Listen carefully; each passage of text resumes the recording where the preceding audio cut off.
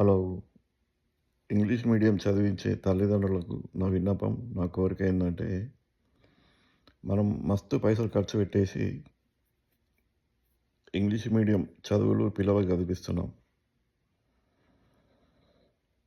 చాలా మంచిదే. కానీ పేరుకే ఇంగ్లీష్ మీడియం అన్నట్టు నేను 90% చూస్తున్నాను. ఎవ్వడికి అనార్గళంగా మాట్లాడడానికి రాదు. ఒక అప్లికేషన్ పూర్తి చేయడానికి రాదు. మరి ఎందుకు చదివిపిచ్చి?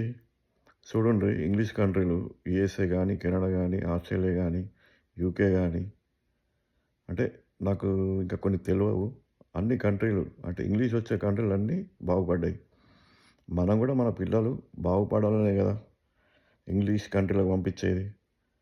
ఒక్కళ్ళకి గూడా అప్లికేషన్‌లు ఇంగ్లీష్‌లో ఉంటాయి అప్లికేషన్‌లన్నీ. పూర్తి చేయడానికి రాదు.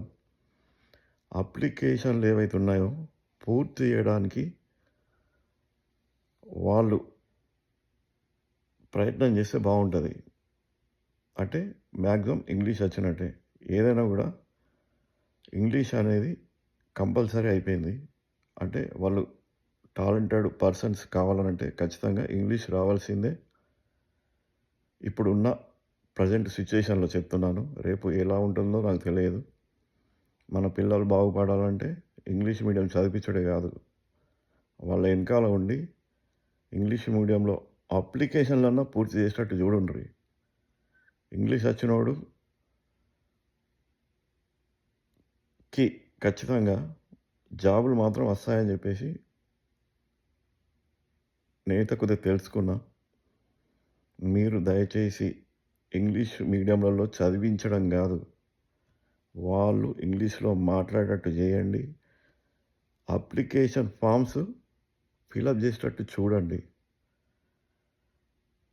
అప్పుడు ఇంగ్లీషు వాళ్ళు వచ్చినట్టు. బయట దేశాలు వెళ్ళి ఇంగ్లీష్ రాకుండా చాలామంది పిల్లలు ఇబ్బంది పడుతున్నారు. వాళ్ళకు మైండ్‌కి ఎక్కకపోతే ట్యూషన్‌లు పెట్టించండి.